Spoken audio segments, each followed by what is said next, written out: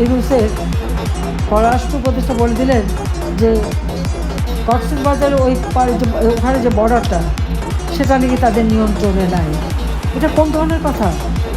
2024-এর 5ই August পর্যন্ত আমি যতদিন ক্ষমতায় ছিলাম ততদিন তো ওই বর্ডার আমার বাংলাদেশের নিয়ন্ত্রণে ছিল, সম্পূর্ণ নিয়ন্ত্রণে ছিল।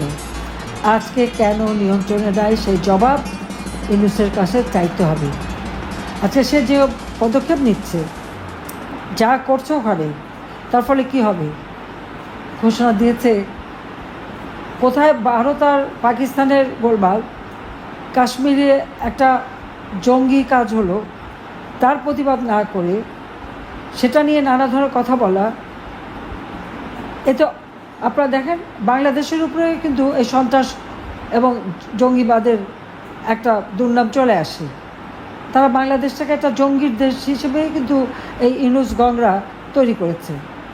সেখানে কি হবে সেই জন্য ইউনূস সাহেব বলে দিলেন কি যে আমাদের যুদ্ধের প্রস্তুতি নিতে হবে। কার সাথে যুদ্ধ করবে, কোথায় যুদ্ধ করবে, কেন আমাদের এই যুদ্ধের প্রস্তুতি নিতে হবে, আমার প্রশ্ন সেখানে। এবং সেই প্রস্তুতি কার বিরুদ্ধে? আমরা তো যুদ্ধ চাই না, আমরা তো শান্তি চাই। সকলের সাথে বন্ধুত্ব, কারোর সাথে বৈরিতা নয়। আজকে যদি এই যুদ্ধের তার আয়োজন করতে হয় আর সেই যুদ্ধের প্রস্তুতি নিতে হয়, তার কি দাঁড়াবে?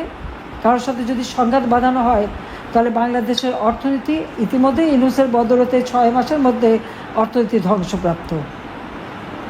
আমাদের দারিদ্র্যের হার বেড়ে গেছে, অতি দারিদ্র্যের হার বেড়ে গেছে, মাথাপিছু আয় কমে গেছে, উৎপাদন কমে গেছে। আজকে হাহাকার সারা বাংলাদেশে। ওই আওয়ামী লীগ সরকারে থাকতে তো সেটা হয়নি। আজকে এই যুদ্ধ খেলা খেলতে যে আমাদের অর্থনীতির ধ্বংস হবে, সমুদ্র সীমা আমাদের যে সম্পদ, সেই সম্পদ আমরা হারাবো, সমুদ্রে আমাদের অধিকার আমরা হারাবো, বাংলাদেশের মানুষ চরম অর্থ সংকটে পড়বে, দুর্ভিক্ষে পড়বে, বাংলাদেশের যে অগ্রযাত্রা আমরা শুরু করেছিলাম সেটা ধ্বংস হয়ে যাবে। বাংলাদেশ যে শান্তির দেশ, অসাম্প্রদায়িক চেতনার দেশ, সে অসাম্প্রদায়িক চেতনার থেকে বাংলাদেশ সরে যাবে। আজকে বাংলাদেশকে নিয়ে এই খেলা খেলে যাচ্ছে এই খুনি জঙ্গি ইউনূস এবং তার উপদেষ্টা এবং তার ওই সমন্বয়কারীরা।